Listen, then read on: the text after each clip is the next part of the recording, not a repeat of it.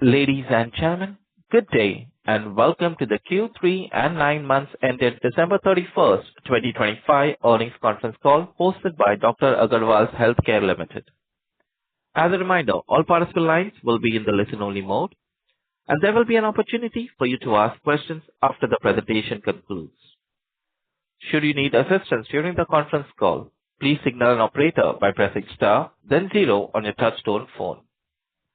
I now hand the conference over to Ms. Ashna Dharia, Head Investor Relations from Dr. Agarwal's Healthcare Limited. Thank you, and over to you, Ashna. Thank you, Ryan. A very good morning, ladies and gentlemen. Welcome to Dr. Agarwal's Healthcare Q3 and 9 months ended December 31, 2025 earnings call. From the management side, we have Dr. Adil Agarwal, Chief Executive Officer, Dr. Ashar Agarwal, Chief Business Officer, Mr. Rahul Agarwal, Chief Operating Officer, Dr. Vandana Jain, Chief Strategy Officer, and Mr. Yashwant Venkat, Chief Financial Officer. We've also released the financial results, press release, and investor presentation, all of which are available on our website and the exchanges as well. Before we continue, we want to remind everyone that this call is being recorded and the transcript will be made available on our website afterwards. Additionally, please be aware, today's discussion may include certain forward-looking statements which should be considered in the light of the risk our business faces. Please refer to the detailed statement on page 2 of the investor presentation.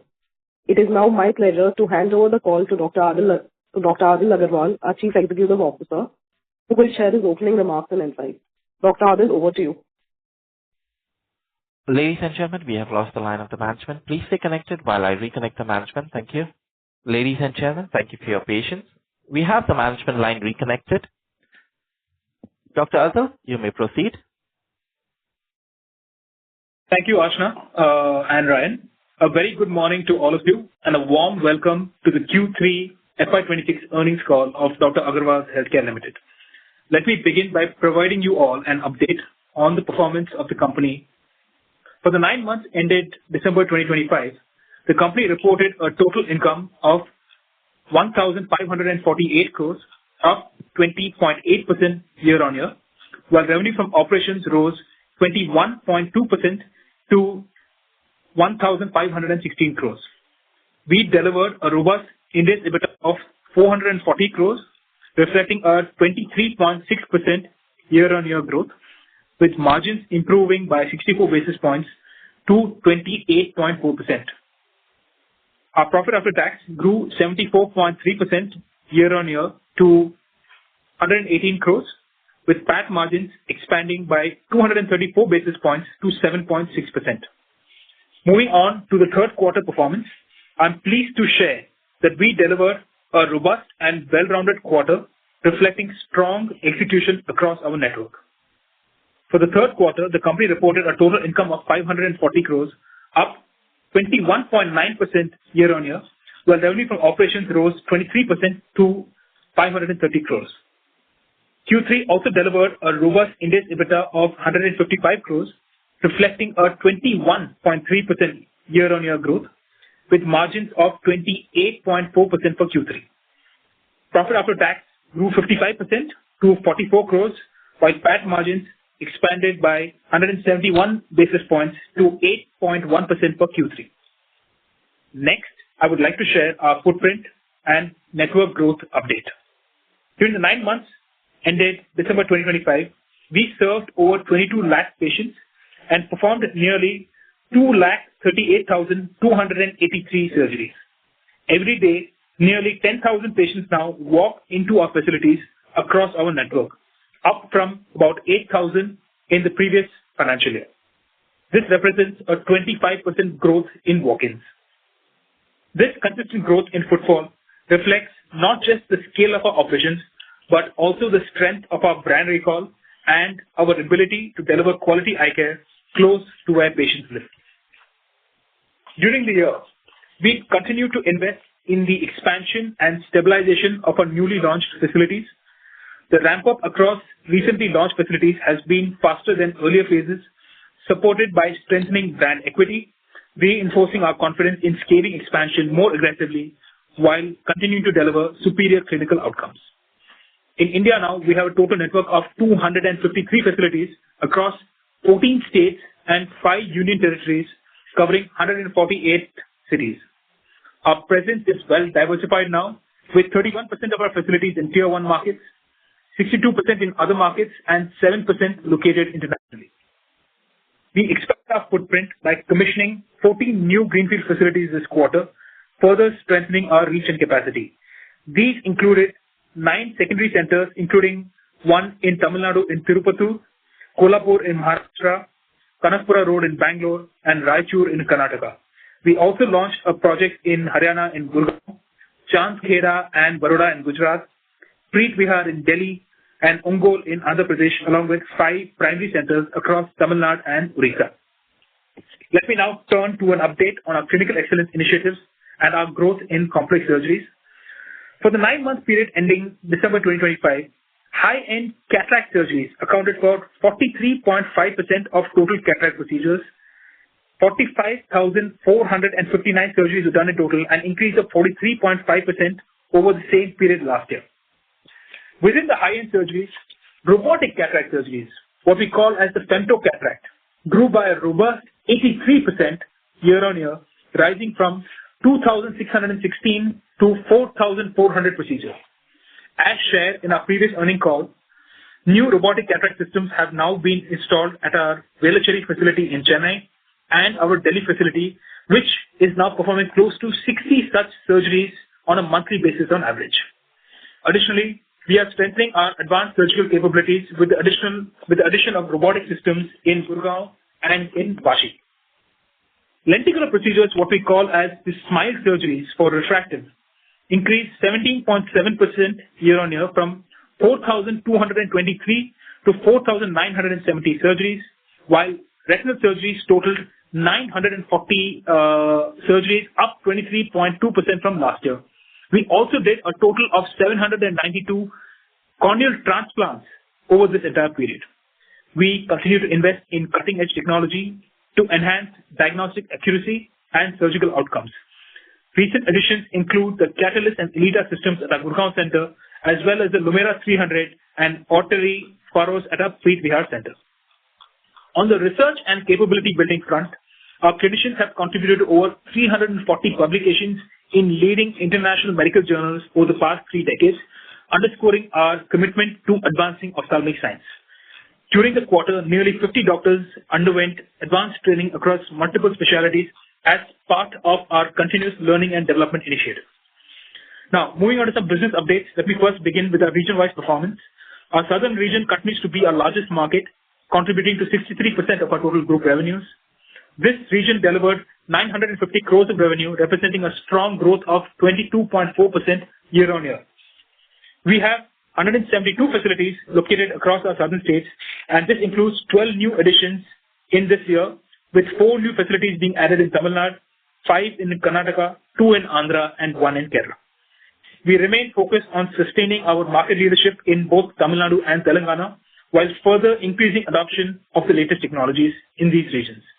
In Karnataka, Andhra Pradesh, and Kerala, we are strengthening our network presence in both these markets by expanding significantly into high-potential, underserved markets through strategic facility openings.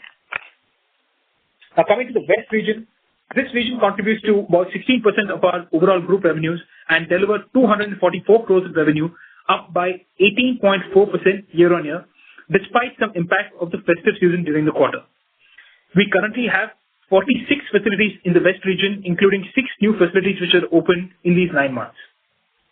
Maharashtra, as we have highlighted earlier, continues to be a key region for us as we aim to deepen our presence in the underserved regions of the state while further expanding into the micro markets of our metro cities such as Mumbai and Pune. In Gujarat, we remain optimistic given the strong performance of our new centers in Surat. We also commissioned a secondary facility in Chandkheda in Ahmedabad and also launched a facility in Baroda. We plan to further strengthen our footprint in the state by adding more facilities and accelerating adoption of advanced technologies across the region. Now, coming to the North region, this contributed to 8.3% of our group revenues, and this region reported 126 crores of revenue this quarter, up by 19.7% year-on-year. We currently operate 24 facilities in the entire North region. Continuing from our previous update on our entry into the Delhi NCR region, operations have commenced on a strong note with strong traction in patient volumes and steady month-on-month revenue growth. Building on the success of our Delhi main flagship facility, we launched a secondary facility in Gurgaon in November 2025. December marked its full month of operations, during which it witnessed strong patient traction. We have also commissioned facilities in Preet Vihar and Rajouri Garden, which is currently in the early ramp-up phase, with focused efforts underway to build local market awareness and progress on key accreditation milestones. Overall, performance remains strong across regions, with all markets delivering healthy double-digit year-on-year growth. Now, moving on to our vintage performance of this year, facilities operational prior to FY22 contributed to about 1,125 crores, registering a year-on-year growth of 14.2%, underpinning our strong same-store sales growth performance. Facilities opened in FY23 generated 187 crores, growing at 14.3%, while those launched in FY24 delivered 124 crores of revenue, achieving a strong growth of 18%. Moving on to our next business update, our planned facility openings for each quarter of the current year. Up to December 2025, we strengthened our network by adding 38 new facilities, out of which 23 were surgical centers. Over the next quarter of this financial year, we plan to launch another 16 centers, including 5 in the south, 5 in the west, and 6 in the north. Out of the total planned additions, 11 facilities are expected to be surgical centers. So to conclude, our sustained focus on operational efficiency and disciplined execution has driven a strong performance across the first 3 quarters, and we are well positioned to meet the guidance committed at the beginning of the fiscal year. Now, I would like to hand it over to our CFO, Mr. Yashwant Venkat, who will take a deeper dive into our financial performance. Thank you, Dr. Adil. I'll begin with the operational update. Surgical services continue to be the main revenue driver, contributing 67% to the group revenue. Diagnosis, consultations, and other non-surgical treatments contributed 11.6%, and the sale of optical products and pharmacy items accounted for 21.5%. For year-to-date December 2025, we performed 283 surgeries, marking a 11.6% year-on-year growth. Cataract surgeries remain the largest contributor, accounting for approximately 72.7% of total surgeries, followed by refractive surgeries at around 5%. Volumes for cataract and refractive surgeries grew 9.6% year-on-year, while other surgeries on a blended basis recorded a growth of 18.9%. Our payer mix for YTD December 2025 stood at 62.4% from cash, 28.5% from insurance and TPA, and 9.1% from government schemes. The domestic payer mix stood at 17.9% from cash, 22.9% from insurance and TPA, and 6.3% from government schemes. Moving on to the financial section, I'll start with the revenue split. The group's revenue from operations grew by 23% year-on-year, reaching 530 crores in Q3 FY26 compared to 431 crores in Q3 FY25. Revenue from operations in India stood at 480 crores, reflecting a growth of 23.1% despite unseasonal rains in our core markets and impact on the business due to festivals. This growth was supported by near equal contributions from both volume and value of close to 13%, with the remaining contribution coming from new centers opened in FY25 and FY26. Gross margin remained stable year-on-year and decreased slightly quarter-on-quarter, despite a higher contribution of surgeries in segment mix, with high-end cataract procedures rising to 26.6% in YTD December 2025 when compared with FY25 of 24.6%. Doctor and employee costs cumulatively have increased by 140 basis points to 33.4% of total revenues for Q3 FY26 as compared to Q3 FY25. I would also like to briefly address the impact of the new labor codes. We have undertaken a detailed evaluation of the labor codes across the group based on the information currently available and the provisions notified so far. Our existing salary structures and employee benefit policies are already broadly aligned with the requirements of the labor codes, and the incremental impact for us is not material currently. We'll continue to monitor the finalization of central and state rules and any further clarifications from the government, and we'll make appropriate adjustments if required. Other expenses as a percentage of total revenue have reduced to 15.5% of total revenues. A total of INR 95 crores in loans have been repaid from IPO proceeds, 128 crores in Q4 FY25 and 67 crores in YTD December 25, leading to lower finance costs and higher profitability versus the same quarter last year. From 75.1%, the share of profit after tax attributable to owners has expanded to 79.1% in YTD December 2025, signaling improved profitability in the holding company.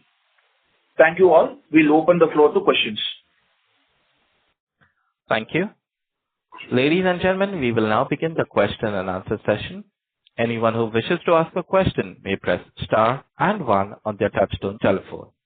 If you wish to remove yourself from the question queue, you may press star and two. Participants are requested to use their handsets while asking a question.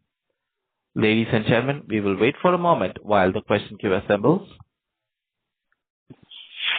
We take the first question from the line of Binay Singh from Morgan Stanley. Please go ahead. Hi team, congratulations on another steady quarter. Two questions from my side. When we look at the surgery mix for the quarter, taking from the YTD numbers, we know that the cataract surgery growth has slowed down to around 4%, but at the same time, the refractive surgery growth has risen quite sharply. So could you comment on these trends? In fact, and also typically we see refractive March quarter tends to be the biggest, but this time your December itself is very strong. So how should we see that trend going ahead? So that's the first question. Thanks. Hi, Binay. Thanks for the question. I will just request our CEO, Mr. Rahul Agarwal, to just take this. So Binay, hi. Actually, our cataract has been quite strong this quarter. We've grown by almost 18.5%. Ladies and gentlemen, we have lost the line of the management. Please stay connected while I reconnect the management. Thank you. Ladies and gentlemen, we have the management line reconnected. Binay, if you could please repeat the question for the management. Thank you. So, Binay, I'm okay. I can just start off. Yeah. So, as I was saying, our cataract for this quarter has been stronger at 18.5% growth. In fact, refractive has been slower for us this quarter and largely for this year. It's more to do with the overall industry being slightly slow on the refractive side this year. Hopefully, we'll bounce back on refractive next year. That's how we are seeing it. This quarter, I think from a cataract perspective, which is the bulk of the business that's coming in, has been fairly strong. So just to clarify, you're saying the number of surgeries are up 18%? The value is up 18%. And the number is up 13.7% on cataracts. Okay. No, I'll separately take this and share. And similarly, when I do the emerging facility revenue growth for this quarter, therein also we see that the mature facility revenue growth has picked up, whereas the emerging facility revenue growth has slowed down. So again, this is subtracting the 9-month versus last presentation data. Binay, Yashwant here. See, just a small clarification. If you go to the investor deck on slide 13, it is better to look at the revenue growth on a vintage-wise basis, Binay, because the mature facility definition is a rolling definition, so it will not be appropriate to calculate. So if you look at your FY22 up to FY22 centers on a YTD basis, it is close to about 14.2%. For the half year, it was about close to around 13.5 to 13.8%. So similarly, other vintages also, if you can calculate, that would give you the right picture, Binay. Right. No, thanks, team. And just lastly, if you could share the capex number for the year, how much have you done YTD? And also, what was THIN's contribution this quarter? That's it. Thanks. So, on capex, we have done about close to 275 crores, Binay, out of the 310 crores which we had committed.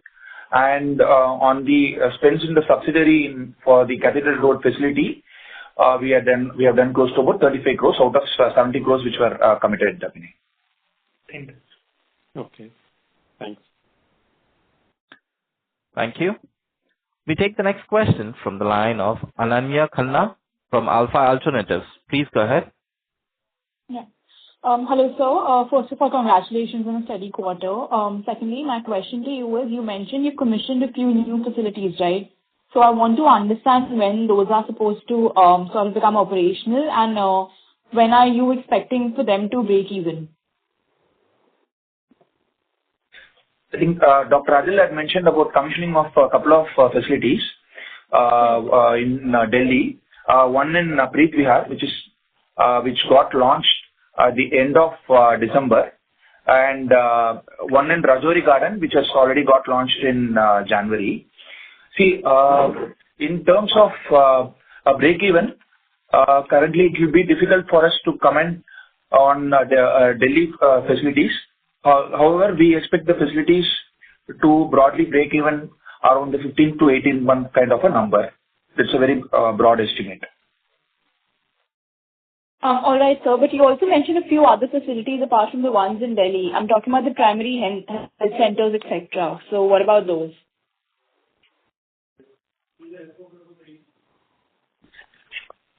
Okay, so we have totally launched about 23 surgical centers and about 14 primary centers. Out of these 23 centers, I will just give you the exact breakup. Give me a second. Yeah, so we launched 4 new facilities in Tamil Nadu, 5 new facilities in Karnataka, 2 in Andhra, and one in Kerala. If you look at the western region, we have also launched 2 new centers in Baroda, one in Baroda and one in Chandkera, which is in Gujarat, and we launched one in Kolhapur and one in Aurangabad in Maharashtra. The unit metrics of our centers which have been launched in our core markets are pretty much meeting the estimates in terms of what we have previously guided. The centers which have been opened in some of these non-core markets, as Yashmat has just explained, will meet break-even in about 12 to 15 months. That is the current run rate of these centers. All right. Thank you. Thank you. We take the next question from the line of Sukrit G. Patil from Eyesight Fintrade Private Limited. Please go ahead.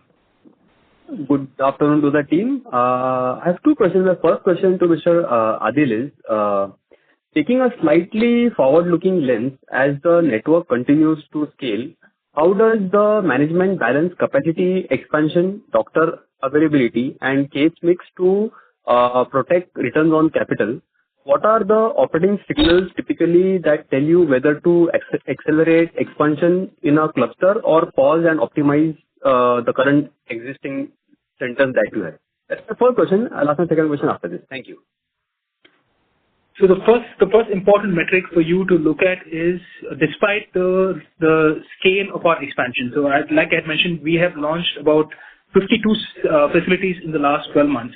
In these last 9 months alone, we have added about 37 new facilities. The goal is to end up at about 52 to 55 facilities by the end of this year.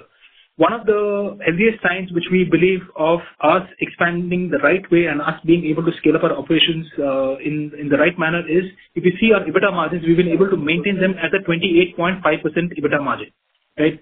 So despite us being able to scale up this many new centers, we've been able to maintain our margins, which basically means that we are ramping up our new centers a lot faster to break even.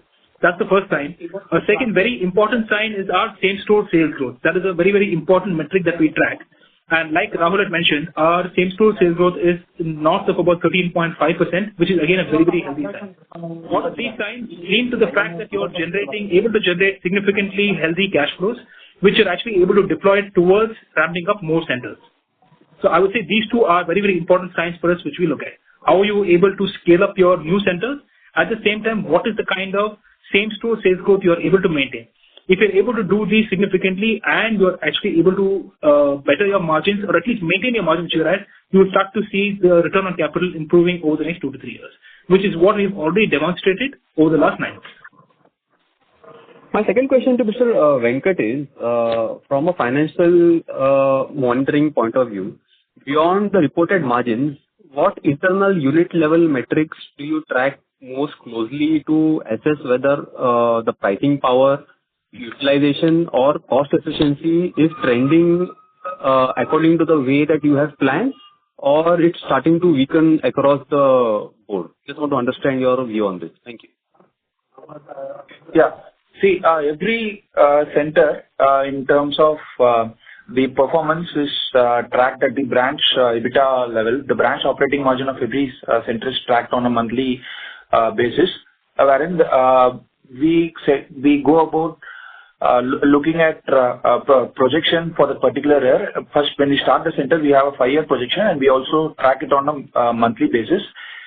Here, if the center starts to say not break even within the stipulated particular time for that particular market, then we bring in a few interventions in terms of both the revenue ramp up, as well as we also look at unit level costs such as your doctor cost, employee cost, and also what we spend on marketing and a few other administrative expenses as well, which are in our control.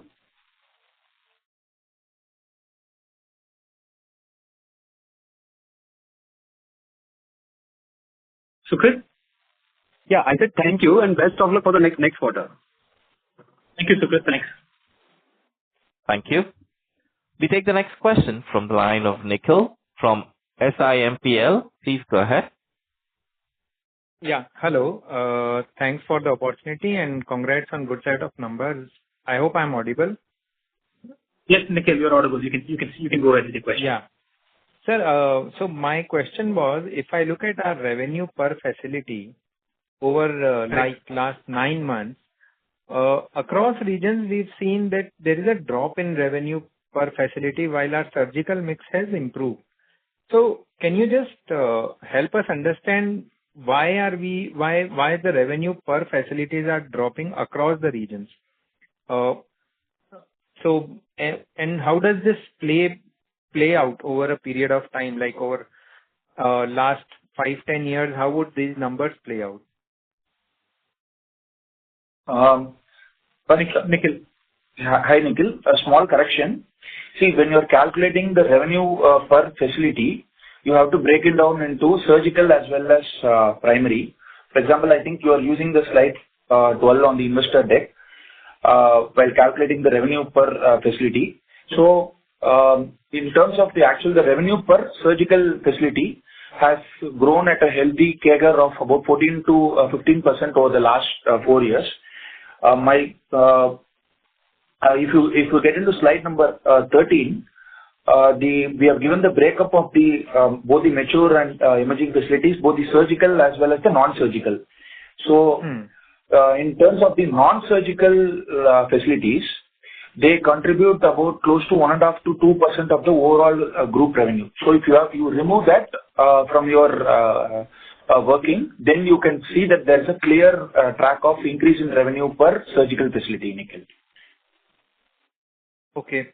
And so where I'm coming from is like if I look at only East as a region and consider it based on the revenue which we have mentioned and the divide by the number of facilities, the average was for last year was around 2 crore, which today, like based on the rough calculation, comes to 1.57, 1.6. While our surgical, like the number of patients and the surgery mix and everything has improved. So is it like when we go in, and East is also a geography which is the number of facilities are less. So is it like when we enter these new geographies, we have to play the pricing game in order to get the footfalls? I'm just trying to understand from how do we develop these new geography perspectives. Okay, Nikhil. I'll answer your question. Just in East, currently, I'll just take Odisha as a market. We have 3 facilities. So we lost the 3rd surgical facility just last year. It has not even completed 1 year of full operations. So generally, when the facility is launched, it also takes say about close to 3 years to reach a certain level of maturity. The couple of other facilities in Odisha have continued to grow in the mid-teens kind of a number, where there is a significant amount of maturity for those facilities as well. And one more point is, when the facility gets launched, some of them would not have completed one whole year of operations as well. So when you calculate the data by looking at whatever we have presented in the investor deck, there's a slight skew to that as well. Okay. Second question is, see, if I try to remove like from the console the standalone numbers and try to see the revenue from the subsidiaries come to around 80 crores for this quarter. And here, I think largely it's Thind, which is the major revenue contributor. And if I do a P&L subtraction, I get like for last 9 months, the subsidiaries are operating at almost 37-38%, where again Thind is the major contributor. Now, what I'm trying to understand is that I know Thind is the established chain in Punjab, and if I draw comparables to Tamil Nadu, which is Dr. I, which is the other subsidiary, even that does not operate at such high kind of a margin. So, what is the differential that we are able to operate at such high margins in a specific entity like Thind, while even in our markets like Tamil Nadu, we are operating at 28 to 30%. So what brings this differential, and can we close these differentials over a period? See, Thind is a unique case where bulk of the revenue comes from a single facility based out of Jalandhar. There are no further major costs as far as the regional resources and corporate resources are.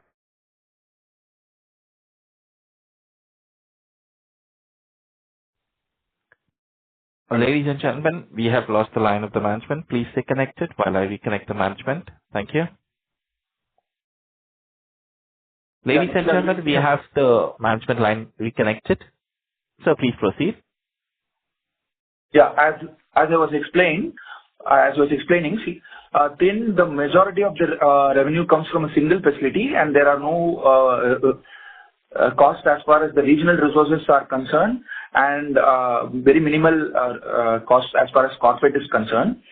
Our subsidiary, AEHL, which is predominantly consists of mature facilities and operating out of Tamil Nadu, there also the margins are at close to about 33% as far as the corporate margins are concerned. When you also add back your regional and corporate costs, those margins would be slightly more comparable to what the current margins are at TECPL. Okay. And last question. See, based on the brand equity that we have in Thind, my idea would have been, and I could be wrong here, that since Punjab and Haryana have always been a sister states, there would have been a patient flow from nearby states as well. So have we not expanded in Punjab beyond like beyond when we had acquired this entity, or like how many new facilities we've opened based on the brand equity, or if you can just share what have we done with this beyond what it was there. I'll request Dr. Agarwal to come in. He's our Chief Business Officer and he's heading the entire expansion piece. He will give you an update in terms of what's happening. Hi, Nikhil. Nikhil, basically we are working right now on 3 new facilities under the Thind banner. Ludhiana is under work right now, so it should launch soon, but the other 2 centers are a little more futuristic. So there is the expansion play coming into Thind as well. Okay. And Haryana is already underway. Gurgaon is already launched, but that is under the Dr. Agarwal's banner. Okay. Okay. And on the status Nikhil, of the merger, I would request you to please join back the queue for follow-up questions. Thanks. Thank you. We take the next question from the line of Tushar Manudhane from Motilal Oswal Financial Services Limited. Please go ahead. Yeah, thanks for the opportunity, sir. So just coming back on the surgery revenue growth, while the revenue growth has been very healthy for the quarter, but number of surgeries growth rate has been little soft. If I put that 238,000 surgeries into different categories, both overall number of surgeries as well as if I have to break that into cataract and refractive. If you could just explain that first. Okay. Hi, Tushar. This is Rahul. From an overall surgery perspective, if you see, while the surgery growth is at 11.6%, we are also getting a lot of premiumization which is happening. So you'll have to see the overall growth from both the number and the value perspective. One of the things that Adil also mentioned initially was that we are doing a lot of technology upgradations in a lot of our centers, both on refractive as well as on cataract. In cataract, we have added quite a few centers with our catalyst machines and Zymer machines, which are the ones which do femto cataract for us, or body cataract as the market knows it as. So those are very, very value accretive. And as the numbers go up there, that's where we are seeing a huge impact coming into our premiumization play. Just to give you an example, only the femto cataract numbers that we had achieved last quarter was to the tune of almost 1,800 surgeries. So that's almost a mix of, if I just look at our high-end surgeries, it's a mix of almost 13% of our high-end surgeries which are getting converted to femto cataract. So that's something which is adding a huge value to us and helping us do our overall surgical value growth also. So it's not just the volumes, but it's the total value which you should look at. That's interesting. So if I have to, let's say, put that as a specialized surgical procedure, maybe femto cataract, lenticular or retinal surgery, if I have to club all this, if not individual segment-wise, but a specialized surgical procedure by revenue, how much that would be contributing to our surgical revenues, if that number is handy? And cataract. So just if I have to give you high-end cataract numbers, that for the last quarter we are at closer to 28%. And out of that, femto cataract I mentioned is 1,800 features, which is 13% of the which is 13% of the overall high-end cataract numbers. 28%? Sorry, 28% is the high-end cataract percentage of the overall cataract numbers. As per value or by volume? What is the total cataract? No, in terms of overall value, which is the total income coming in from overall cataract surgeries, but 28% comes in from high-end cataract surgeries, is what Rahul is saying. Got it. And so secondly, this formation of this Ethiopia subsidiary, what are the sort of measures over there, if you could throw some light over there? On what, Tushar? Ethiopia. On Ethiopia. Ethiopia is a high potential market which we are looking at entering right now. We are in the process of looking at assets where we can actually start our facility. It's got a steady patient base, and they have a lot of respect for our Indian doctors, which is why we believe that's a significantly potential market for us. I just add here, Ethiopia, one is, there's no cash going from India. It is completely funded by the Orbit entity. Second is, operationally, it is an easier location for us to handle because it's a neighboring state to Kenya, and we have a very strong team in place in Kenya. Plus, Ethiopia is one of the growing markets in entire Africa. So the potential opportunity that exists today with the lack of services, with the number of people coming into Addis Ababa, is lucrative according to us right now. So whether it goes or don't go from India, but at a console level, if I have to give, if you can share some ballpark number in terms of any investment amount made in terms of building the facility or any inorganic opportunities we are thinking out there, any ballpark number which you have earmarked for this?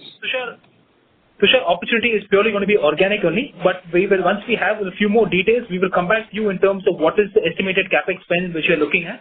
Right now, what we are doing is we are doing a feasibility study of the market, and what we have seen right now, we like that the overall size of the eye care market in Ethiopia is quite large. Second, it has a very high cash revenue mix, which is something which we like as well. And there's a lot of respect for Indian doctors, so we believe there is a good potential for us to scale up the business.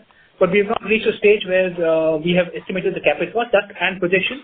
Next time when we come back, we will come back to you with more details on CapEx spends estimated and what are the projections going to look like. Thanks, sir. Really helpful. Thanks a lot. Thank you. Thank you. We take the next question from the line of Prateek from Bandhan AMC. Please go ahead. Yeah, hi. So just one small question. Could you just let me know the greenfield losses for the quarter and for the first 9 months, please? Sorry? Greenfield losses. Yeah, we'll just give it to you just 1 second. Sure.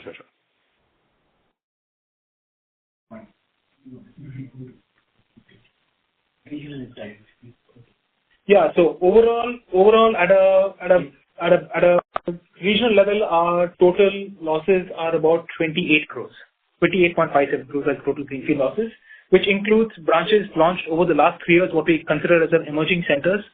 So over these 3 years, everything put together cumulative is about 28.57 crores. And this is something which we have been saying that, despite some of the early greenfield losses which we face, we've still been able to maintain our margins, which is a healthy sign in terms of how we are ramping up many of our centers. Most of these losses will come from the centers which have opened in the last 9 months. FY24 and FY25 vintage centers have already started to become profitable. So losses coming in from those centers is much lesser. I'll just add here 1 point. This is including all the centers that are loss-making. When you go into cohort analysis, FY25 centers at a branch level, cohort is not loss-making. The entire cohort is positive. It is not loss-making at all. What Dr. Adil just mentioned was all the cumulative centers of only loss-making centers. Okay, and the corresponding revenue to this, and this first 9 months, right? That's a correct understanding, right? This is including what Dr. Adil has mentioned, is including FY25 and FY26, all loss-making centers. No, I'm saying this for the first 9 months, right? The 28 crores which you just Yes, for the first 9 months, correct. Also includes pre-operating losses as well. Yeah, and the revenue corresponding to this on the slide 30, is it 300 crores? I just did 20% of 1513. You're talking about the revenue coming in from those particular centers is basically FY24, FY25 and FY26. No. We've already shared the breakup in. No. My question was, sir, let's say the 28 crores loss would be on a revenue base, right? That revenue base is 300 crores for the first 9 months, just to get a like-to-like comparison. No. That's not how you look at it. That is not how you look at. When you're looking at the revenue base, it includes your profitable centers as well. Okay. Only for the loss-making. I understood. Could you just call out that revenue? How much is the revenue from these 28 crores of loss? What's the corresponding revenue of those? We don't have that exact number right now with us. Prateek, on a separate call, we can share some of those numbers with you. Surely, sir. That was really helpful. Thank you, sir. Thanks, and all the best. Thanks. Thank you. We take the next question from the line of Karthik Bane from Bajaj Life Insurance. Please go ahead. Thank you for the opportunity. Would like to know more about the same-store growth, which is of 13%. How is split there between price growth and the patient volumes? Sure. So I can give you an overall perspective on what the breakup looks like. We have on the overall 13%, we have a volume growth which is half of it, close to 6.5, and the value growth which is 6.5. In this 6.5 of value growth, we have both price hike and premiumization. Large part of the value growth is coming from premiumization, which I already spoke about. Almost close to 5% has come in from premiumization. Even in volume growth, I would break it down into 2 parts. One is the basic OPD growth, which is closer to the 4.5% range, which we get on a year-on-year basis.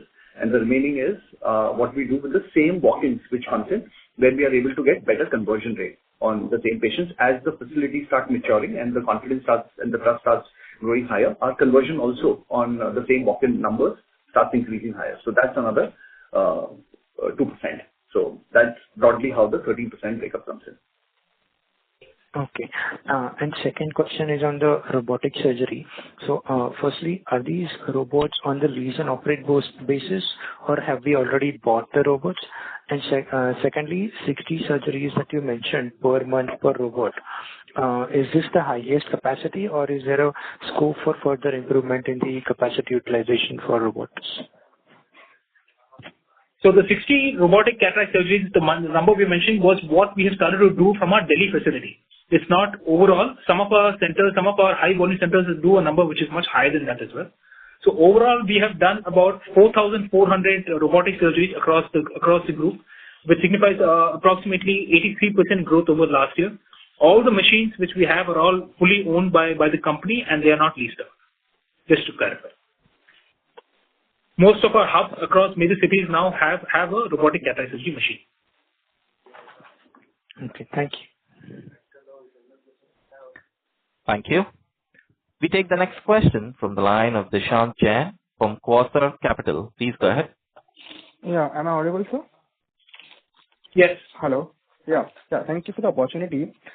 One question on the subsidiary financials. There has been a sequential growth on the employee side. So any reasons particularly for that? So we are talking about the subsidiary AEHL. So that's regular part of the business where, as we continue to expand our business, we are continuing to add more and more, employees to our network.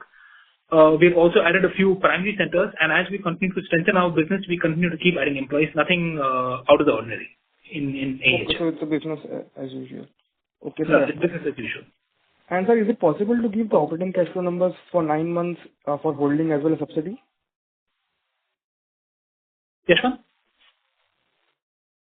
See, operating cash flow is close to about 80%, which has been our average for the last 3 years. Okay.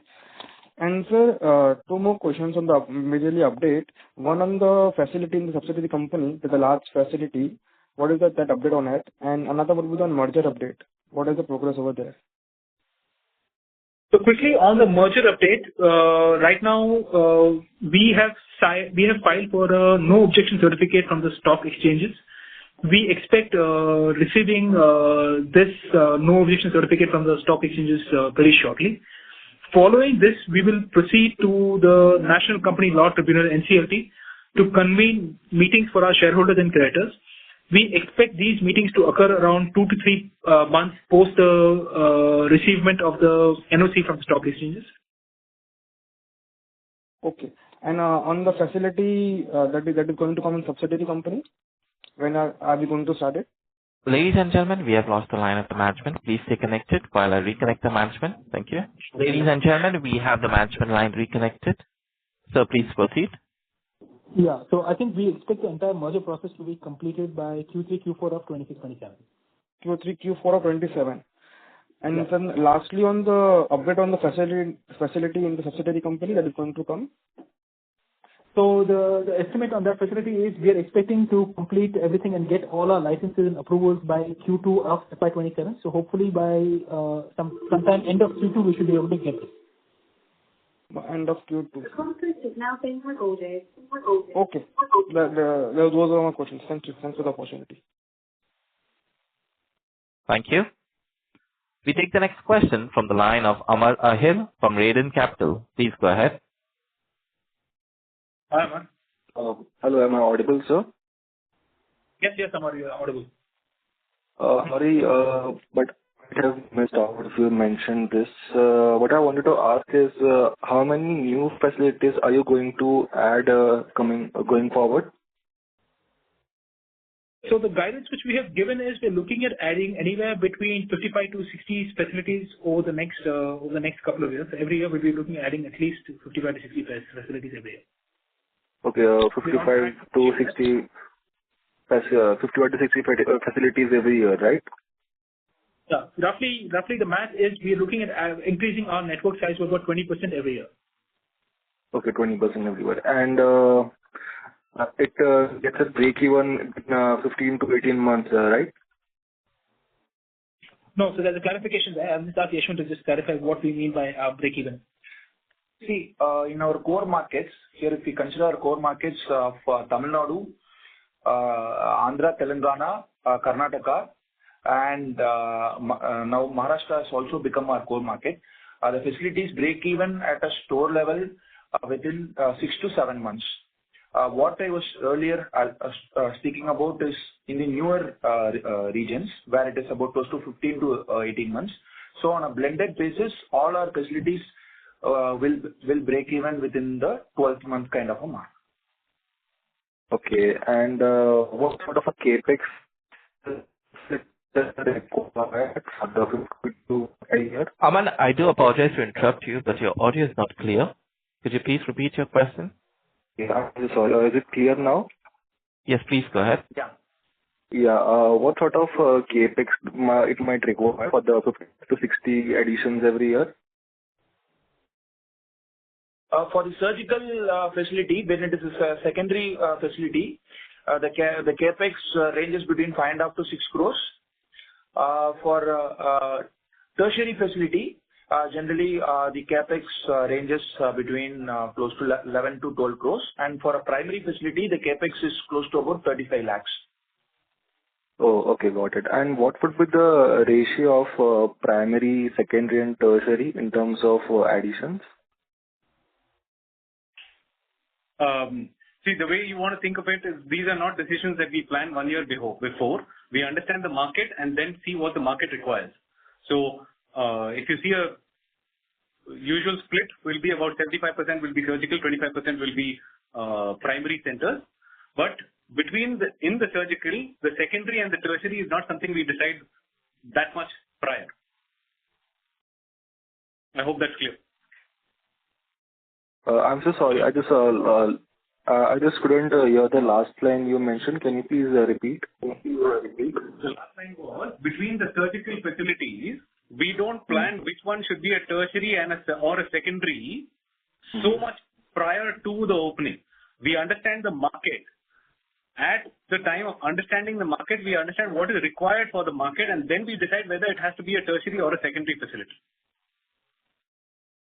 Okay, sir. Got For it. example, for Delhi, it's a tertiary facility. But for Kolhapur, it's not a tertiary facility. Right? But those decisions are made during market understanding. Okay, sir. Got it. That is from my side. Thank you so much, sir. Thank you.